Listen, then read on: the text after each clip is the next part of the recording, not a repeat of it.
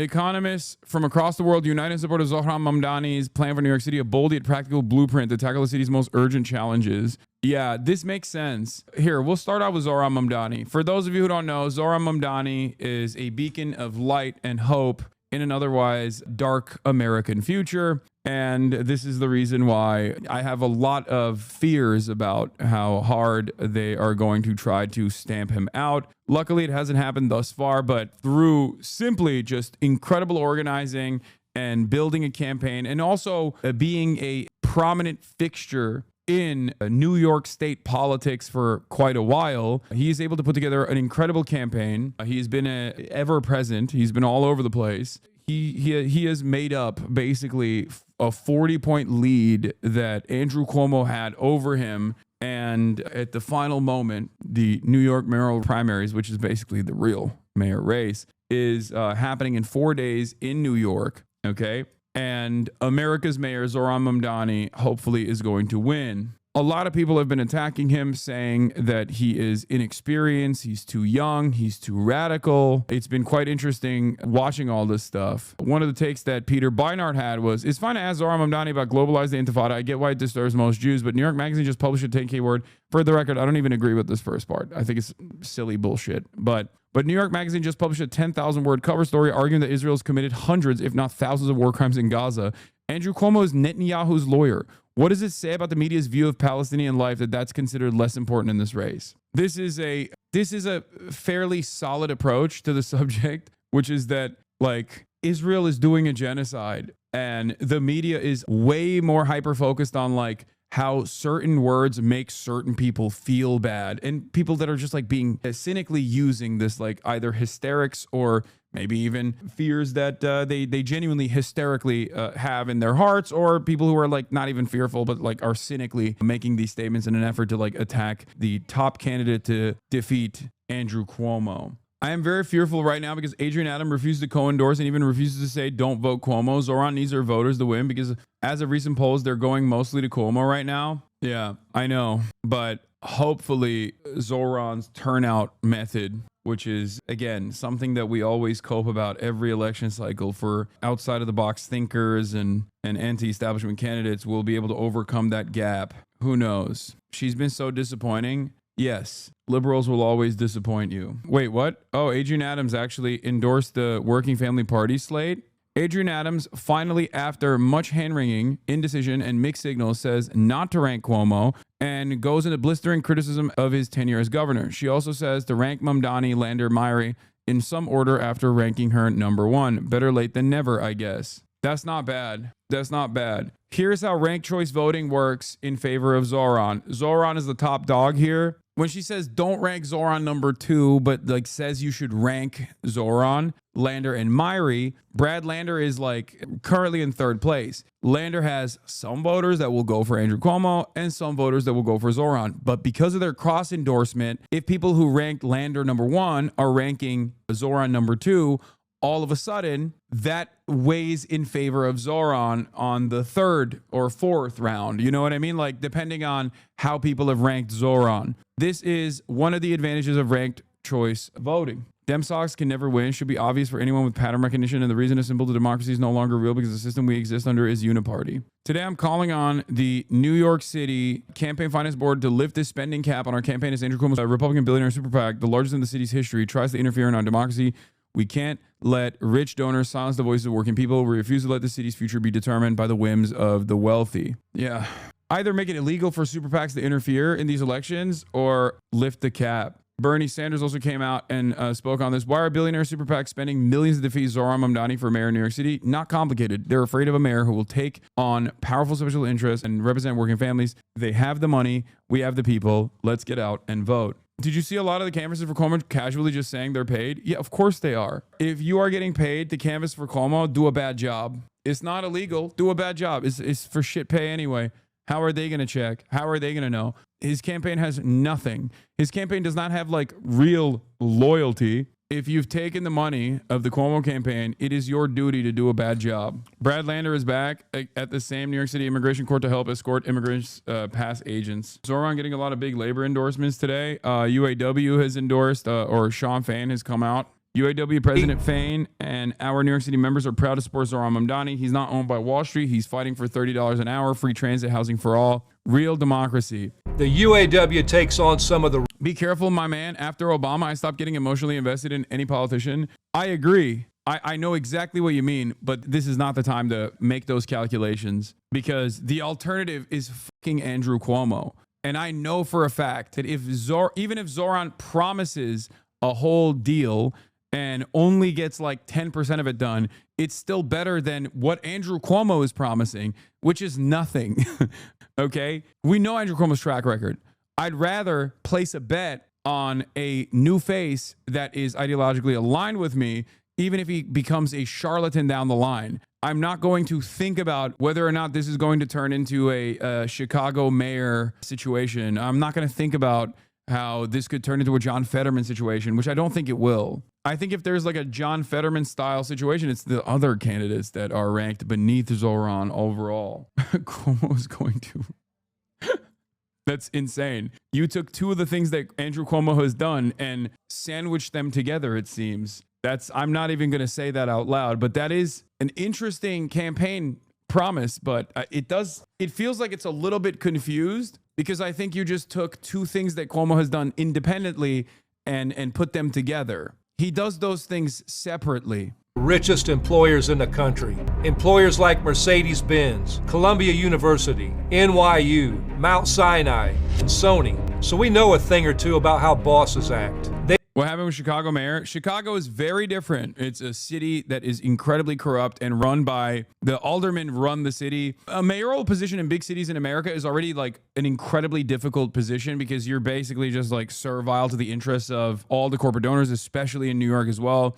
You are held captive by a paramilitary that has endless amounts of money and will literally threaten you. The same goes for Chicago. Chicago, you even have more limited power than the New York mayor does. So it is a real sad state of affairs. It's a real scary predicament. But Brandon Johnson basically is one of the least popular mayors in the country, if not the least popular mayor in the country. He ran as like a DSA style guy, but I think the calcified corruption within Chicago politics, within Illinois politics, but especially Chicago politics, and his lack of experience overall in navigating that space made it so that he promised a bunch and then wasn't able to fulfill any of those promises. I recognize this when I went to Chicago. When I went to Chicago the first time with DNC, I was like, what is this cop presence like? Isn't Brandon Johnson supposed to be like a lefty? What the hell is this? He certainly was not. I mean, he is at the mercy of all of the corrupt elements that dominate Chicago politics in perpetuity. And he is completely subservient to those demands, those interests, and therefore didn't get anything done and is seen as like a feckless institutionalist with ridiculous ideas at this point. New York, on the other hand, you do have more power over this position, even though there are obviously more significant enemies as well, more significant moneyed interests. But I will say it like this. If the New York mayoral position wasn't so effective, like for changing New York City politics, they wouldn't be dumping tens of millions of dollars right now to dismantle the Zohran Mamdani momentum. They view the workplace like a dictatorship. The corporate class expects to be treated like kings. They want us silent, obedient, disposable. They expect workers to sit down and shut up. That's not just how they run their workplaces, it's how they want to run our country. That's exactly how Andrew Cuomo ran New York when he was governor. He bullied and harassed workers. He cut Medicaid in the middle of a pandemic. And when striking UAW members needed his support on the picket line, he was nowhere to be found. Those days are over because across New York City, the working class is rising up. We are demanding higher wages, health care for all, a secure retirement, a home we can afford. Because here's the secret truth that the billionaire class doesn't want us to know. We are the majority. And when we stand up, nobody can stand in our way. We don't need another hack politician like Cuomo, someone who smiles for the cameras and then sells us out behind closed doors. What we need is a national movement that unites the working class to take on the oligarchs and rebuild our democracy. And why are you spending so much time on the New York City mayoral race? Part of the reason why is because New York City is a very important stronghold for Democratic Party politics. New York City in and of itself is a major city for the entire world, right? New York City's police department, which the mayor would control, is larger than many countries' standing armies. So regardless of all of the corporate interests that dominate New York City politics, having a guy like Zohran there is ultimately going to prove a point that these kinds of politics are actually effective, even past the point of maybe even some of the gains that Bill de Blasio made, which should not be discounted. Bill de Blasio is actually such an interesting mayor. I mean, he's been dunked on quite a bit, but like he was significantly better than Eric Adams and many other mayors that came before and after him. And it's really interesting that like we don't really talk or think about his track record. Like, I mean, I think he did the free pre-K initiative. That was huge. Actually, speaking of some of the initiatives that previous mayors have been able to implement, what I find strange is how much people are talking about how radical and scary and pie in the sky Zohran's vision is. Yes, he is a socialist. He's a democratic socialist. He doesn't shy away from saying that. But if you look at the policies that he's running on, it's things that have literally been implemented. A rent freeze has been implemented in the city with previous mayors. Okay. He talks about free buses. Once again, a policy that he has directly been able to implement in the state assembly.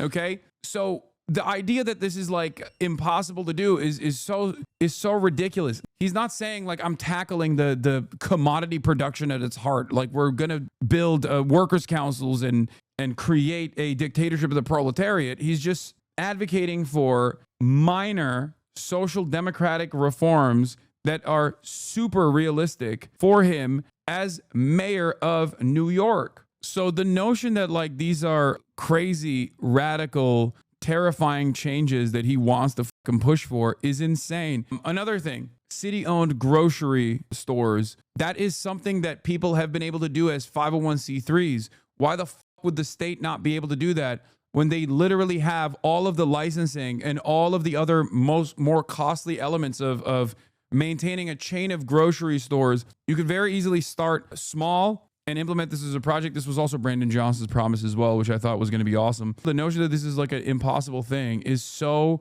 stupid. The media is actively trying to terrify people into thinking that even modest social democracy is impossible to implement, right? The idea that these socialist policies can't be implemented when they've existed for years is just capitalism propaganda. Yeah.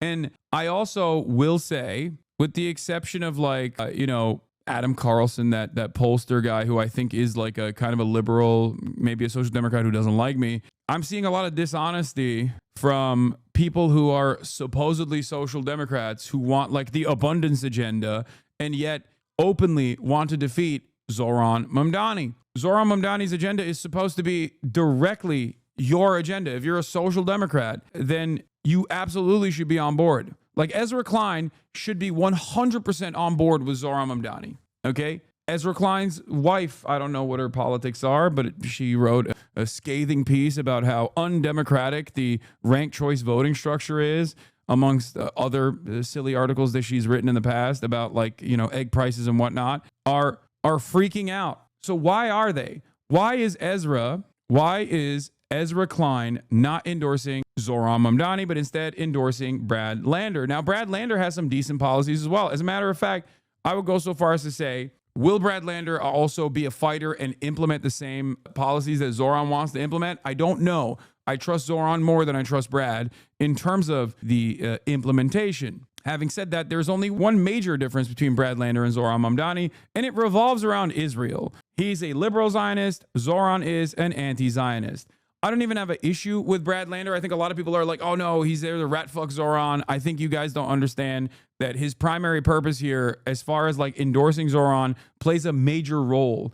And I think he actually likes Zohran Mamdani and vice versa. I don't think that there is animosity there, regardless of that one clip that everybody saw about him being like, oh yeah, it scares me when I hear someone say globalize the intifada as a Jew or whatever. But he is the third option here, and he's Jewish. And as a Jewish person who is literally the third runner-up, He fucking endorsed Zohran Mamdani. They did a cross endorsement. Like, you guys are crazy. That plays a huge role. You can always turn around and say, what are you talking about? You think Jews are terrified of Zohran Mamdani? Well, here is the Jewish guy on the ticket that is the runner-up endorsing Zohran Mamdani and saying Andrew Cuomo is the real fucking bigot here. So everybody needs to calm down. I understand why tensions run high. That is not the Elizabeth Warren method, okay? What Bradlander has done so far is not the Elizabeth Warren method at all. I don't agree with Michael from Pennsylvania on this issue. This is a minor disagreement we have. Does that mean I prefer Bradlander? Of course not.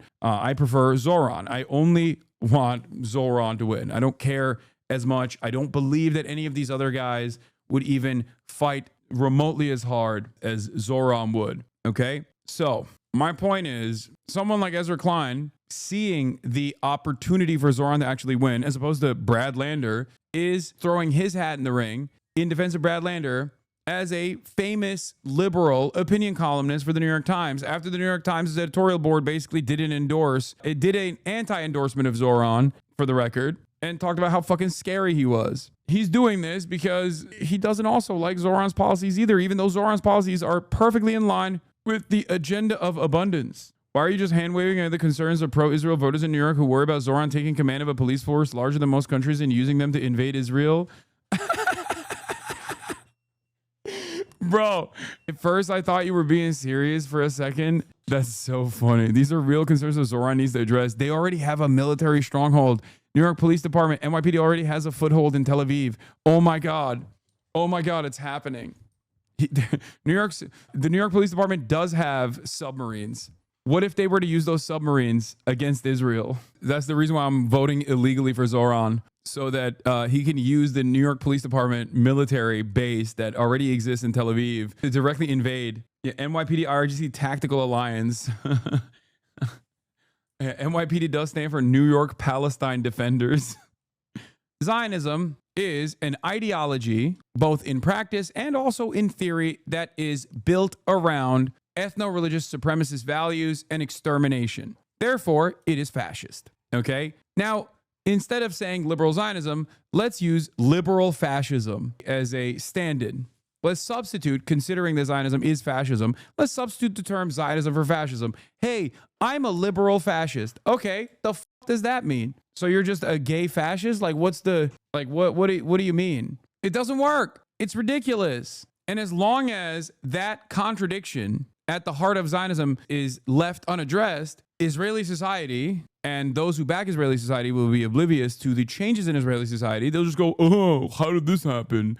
How did they become so right-wing? You know, oh, I don't like how right-wing Israel has become. I just don't fully understand how it happened. It's like, it's happening because you're just not addressing the dehumanization of Palestinians, the indigenous population that Israel constantly is seeking out to dominate. If you don't address that inherent problem, you will never be able to understand why Israeli society keeps becoming more and more right-wing. You know, that's it. But yeah, Bill Clinton's Secretary of Labor endorses Zohran over Clinton's HUD Secretary. Robert Reich, of course, endorsed Zohran Mamdani. That makes perfect sense. Zohran is standing up to the oligarchy and fighting to make one of America's most expensive cities affordable for the working class. If you're a New York voter, I urge you to rank him #1 on your ballot by next Tuesday. Bradlander showed true courage. He also deserves a top rank in New Yorkers' ballots. Democrats cannot win back working class voters by putting forth more corporate-backed politicians. There's a better path forward. Why don't you go into politics? Brother, I'm already in politics. It's just, I'm not directly in politics as a politician, but I think at this point, it's safe to say I am in politics. What do you mean? Not only have I endorsed Zohran quite a while ago, but I've also offered my platform to him, and I have many HasanAbi heads who are working both inside his campaign and also door knocking with regular frequency. And I urge you guys to do that, or urge you guys to go, if you live in New York, go and help out, please. I hate when you cover politics. Damn, it's got to be a tough week for you then, chatter. Lots of politics being covered. We, as economists from across the world, to support Zohran Mamdani's mayoral platform is a bold yet practical blueprint to tackle some of the New York's most urgent challenges, above all, the cost of living. His platform proposes targeted, responsible interventions that would immediately improve millions of lives while building a fairer and prosperous New York. At the heart of Mamdani's platform is his plan to a rent freeze, offering urgent relief to over 2 million tenants in rent-stabilized apartments. facing inflationary shocks and displacement. As economists, we recognize that unchecked rent spikes destabilized neighborhoods, increase homelessness, a far costlier public burden, and drain local economies. One argument that I deploy with normies that I think you guys can too is like, listen, man, nobody wants to have homeless people on the road, okay, who are going through a mental health episode, who want to smoke crack on the fucking subway station, okay? If they want to do that, I think the most effective solution to that is to put them in housing and then offer them help. Much easier to do in a confined area, you know? That's my assessment of the situation. It's been fairly effective when I'm talking to Los Angeles people who are, you know, advocating to basically destroy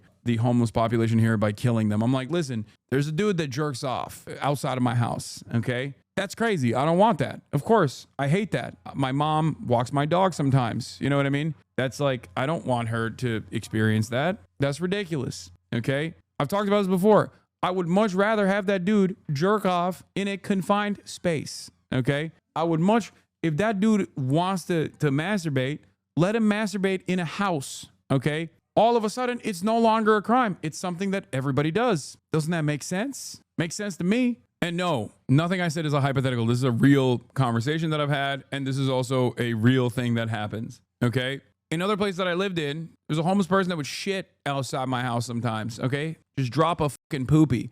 Why is he doing that? Because he doesn't have a fucking place to drop a dookie, okay? Much rather have that person live in a home, have proper plumbing, and drop a dookie in a toilet rather than outside of my fucking house, okay? Do you understand? That's it. It makes sense. But that's really covering up the problem instead of solving the problem, which is drugs. So you just want to cover up the problem? What are you talking about? What are you talking about? I never said that these people don't deserve to get the proper medical attention that is necessary. The fuck do you mean? I'm saying the first and immediate solution to that is to get them into permanent shelter, okay? You don't know what your fucking neighbors are doing in terms of how many drugs they're consuming. It's much better that they're doing it behind closed doors and they're doing it in fucking broad daylight, right? If someone's going to smoke and if someone is going to go through the rehabilitation process, I think probably putting them in permanent shelter is the first step. That is the most effective step on their journey of recovery, don't you think? The greatest example for this, of course, is rich people's kids. They do a fuck ton of drugs. What happens? They get shipped off to Malibu to an expensive rehab center, and it doesn't become everybody else's problem, you know? Even if in the incredibly unlikely scenario that a homeless person recovers from their drug addiction, okay, they're still fucking homeless. That's still a major problem. You haven't solved it. They are infinitely more likely to get back into drugs as a consequence of like being homeless and wanting to self-medicate and, you know, not feel the pain of not having shelter every goddamn night. Half the time, that's how they become drug addicts to begin with. But yeah, the whole point is the Democratic Party has been screaming from the mountaintops endlessly about the need for a young, vibrant candidate. Maybe not a young one, but at least a candidate that can activate young people, activate white men, have this broad coalition of voters go out and vote for him, okay? Can be authentic, can go on podcasts, and just like be able to communicate effectively about the policy prescriptions that are necessary to solve all these problems. Someone who can advocate for the platform that they're standing on, okay? And the issue is, that guy exists. His name is Zohran fucking Mamdani. He's capable of doing all those things, okay? The major issue, on the other hand, is that his policies that have literally been implemented in the past by other Democratic leadership, like a rent freeze, is a bridge too far. His policies that are incredibly popular, like trying to increase the taxes on the super wealthy in New York City, a policy that Bernie Sanders also on the national stage advocates for and is profoundly popular, is seen as a non-starter for many establishment Democrats. But perhaps most significantly, another incredibly popular opinion that Zohran has and defends is his position, his firm commitment to being against genocide and being against an ethno-supremacist apartheid regime. This, yet again, is immensely popular with the base of Democrats, but it's not popular with the Democratic Party. So if you say, I'm consistently against what Israel is doing, the Democrats go, nah, we can't have that. They don't realize, the Democrats and their donors in the party don't realize that that is the guy. If you want the guy, if you want someone who's going to be able to be anti-establishment and stand on business and you know, be able to fucking reach out to white men and bring back some of this fucking youth vote directly to the Democratic Party, then you have to put your efforts behind people like this rather than use the vestiges of the party to stamp out this kind of politician and attack them as though they are antagonistic to your agenda. Because when people see this shit, when people see what the Dems are doing here, either staying quiet with the hopes that Andrew Cuomo wins because they're at least too embarrassed to actively push for cop rapist, grandma killer Andrew Cuomo, or even directly defending Andrew Cuomo by saying, oh, well, he's more experienced, you know? People get fucking angry at that. People see the Dems as simply only effective when it comes to stamping out true progressive grassroots campaigns. What's going on with Zohran right now is yet again a similar thing that happened with Bernie Sanders. This is exactly what causes the base to resent the party. You can't maintain popular support while simultaneously stamping out all of your popular politicians and position yourself as antagonistic to them, even when they are quite literally advocating for things that you're supposed to advocate for, and in certain circumstances you do advocate for. I hate that shit. Did something similar happen when AOC ran? No, AOC's biggest benefit was she was unknown. And the Dems got caught with their pants down, basically, on that one. She primaried a candidate that was incredibly powerful within the Democratic Party who thought that, like, that position, that seat was unmovable. She was under the radar, and a lot of Justice Democrats were under the radar. And when they were, the reason why they were so effective in that first batch was because the Dems were not really considering real primary challenges from progressive candidates. But now they know how that stuff works and will actively fight back against candidates like that. That's part of the reason why I was always weighing this calculation on whether or not I should like push Zohran too hard early on when I was already aware of his campaign and actually liked him quite a bit. But I decided to because I realized that it's like necessary for name recognition to get his name out there further and further so that he can build a robust base of grassroots support that is necessary to get his name out there in New York. Do you see people like Zohran and AOC building coalitions with people like David Hogg to build new coalitions in the Democratic Party? Or is it third party time? We'll see. La, la, la, la, no